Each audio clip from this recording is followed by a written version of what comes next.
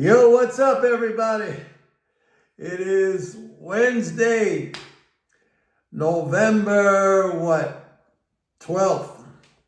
I just got back from boxing. This evening we did an interesting thing we call the Shark Tank. So the Shark Tank is, you got one guy who stands in the middle of the ring, and then you got a guy on each corner, so 4 opponents.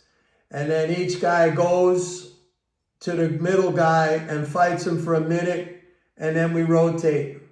So it's like 4 rounds, but they're 1-minute rounds with like a new guy every time, and then we keep rotating.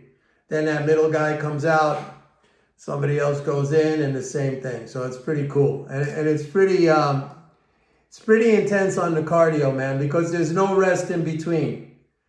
So it's like a 4-minute round with different opponents. Anyway, so we had a mixed market today. We had the Dow was up. We had NASDAQ was down a little bit, but off its lows, S&P was up. Dow made another new all-time high. I'm looking at the fiscal flows. It's a good thing. I'll just have to say this, that it's a good thing that they're ending the government shutdown. I didn't check the news. I just got home, took a shower. The House was supposed to vote on the Senate's bill. It's supposed to pass. But it's a good thing that they're ending the shutdown because the fiscal flows are starting to drop right back down again. I mean, the year over year, last week we were up like 24 billion year over year. We're now up like 2 billion. So it's just trickling right back down again. Net transfers, I didn't run the numbers today, but as you know, net transfers have been negative and they're going to stay negative because of the tariffs.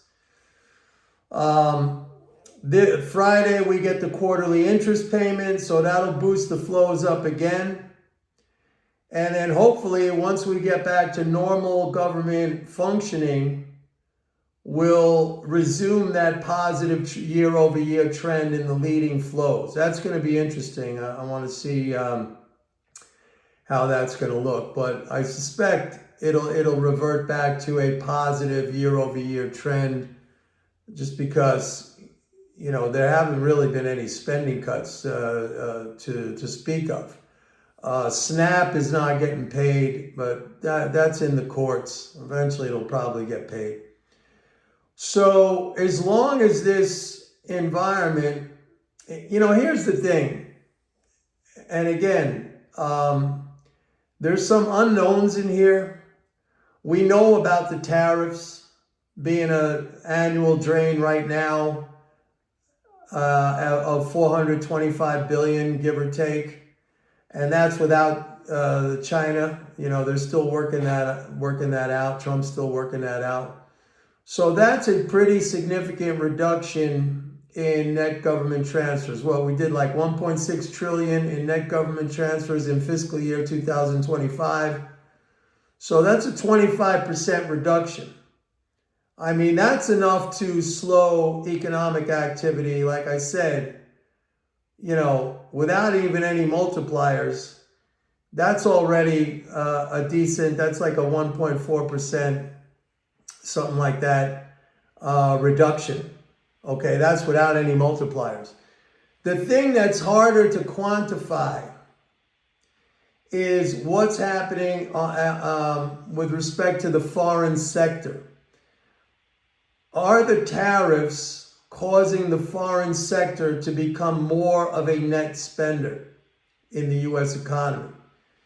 Trump talks about 17 trillion. We got 17 trillion coming in. 17 trillion. Forget about 17 trillion. I don't even see 1 trillion. How do you gauge that? You can look at the dollar's trend. That would be sort of a barometer of foreign sector net spending. We can look at the trade deficit. We get that every month, and that lags because every month we get it from 2 months behind. But you got to look at the trend of that. We had a big narrowing in the trade deficit in March because everybody was front running the tariffs. That's understandable. We have to see what's happening now with the tariffs on. I mean, is that dynamic still in play, or was that a one-time thing? So we're really in kind of a different environment. The fiscal flows are still the utmost importance, but we have to increasingly start to consider the foreign sector. That's the whole idea really behind the tariffs. I mean, in a macro sense, in an economic sense, you want to reduce government spending on our side, and you want to induce foreign sector spending, and you use the tariffs as a tool to hopefully make that happen. So it's not like I'm not aware of it. I am aware of it, and I'm keeping it in mind. But for now, you know, the thing that's still of first importance are the fiscal flows. And tonight we're going to get the new sentiment from the AAII weekly survey. I send that out to an email to my subscribers every Thursday morning early. And I'm curious with that because, like I've been telling you guys, 44 weeks, and I suspect this week is going to be the 45th consecutive week of elevated bearish sentiment on the part of individual investors. I mean, to me, I look at that and it's like, I don't know.